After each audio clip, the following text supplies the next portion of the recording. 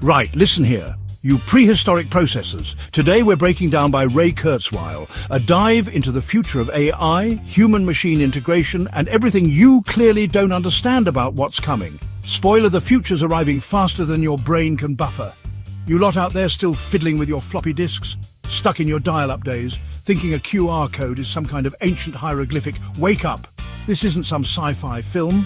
This is a reality check. We're talking exponential growth, neural interfaces, artificial intelligence that could run circles around Einstein while simultaneously cooking a 3-course Michelin star meal.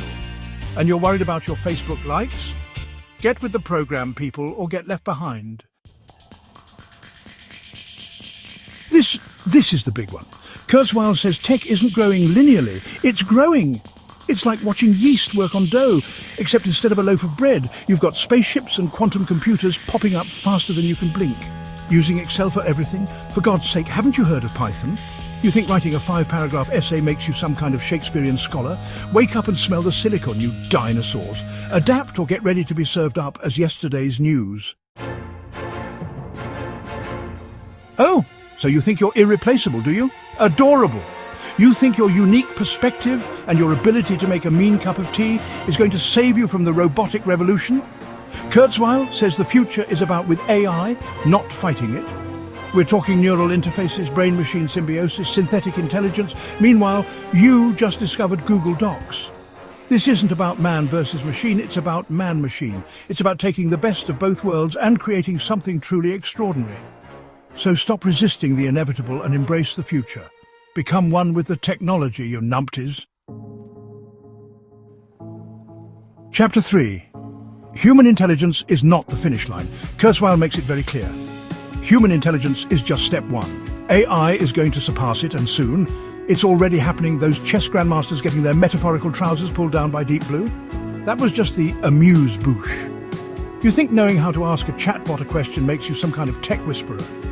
Meanwhile, AI is composing symphonies, writing screenplays, and simulating protein folding faster than you can say algorithmic bias. This isn't about feeling threatened. It's about recognizing the sheer scale of what's coming. Human intelligence is not the main course. It's the breadbasket. Don't get comfortable. Chapter 4. Prepare or get obliterated. You think you have time. You think you'll catch up later. You think you can just order the technological revolution on Amazon Prime with next-day delivery? Let me tell you something.